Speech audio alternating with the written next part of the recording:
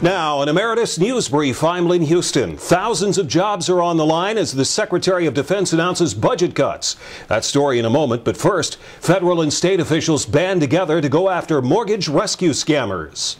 Their announcement to consumers in Washington: beware if a mortgage rescue company wants money up front or wants you to pay them instead of your mortgage company.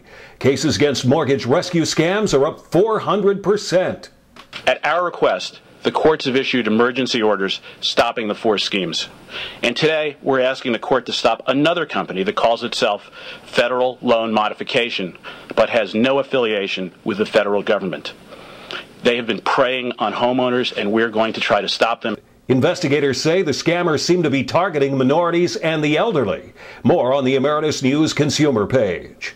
Defense Secretary Robert Gates unleashing a controversial decision of weapons system and other cuts, among them ending the F-22 Raptor fighter jet production at 187 jets, completing production of the C-17 airlifter program this fiscal year, dropping development of a bomber replacement program, keeping the KCX aerial refueling tanker schedule and funding, and boosting missile defense systems.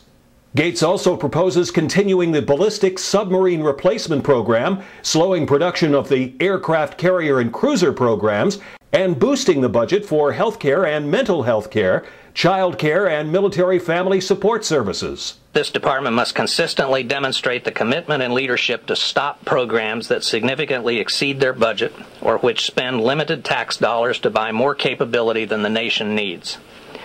Our conventional modernization goals should be tied to the actual and prospective capabilities of known future adversaries, not by what might be technologically feasible for a potential adversary given unlimited time and resources. I believe the decisions I am proposing accomplish this step. You can see the entire Defense Department press release on the Emeritus News employment page. During a speech to lawmakers in Turkey, President Obama says the U.S. wants better relations with Muslim countries. So let me say this as clearly as I can.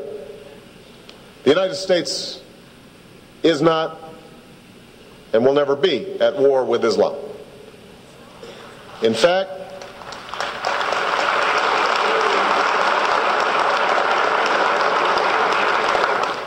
our partnership with the Muslim world is critical.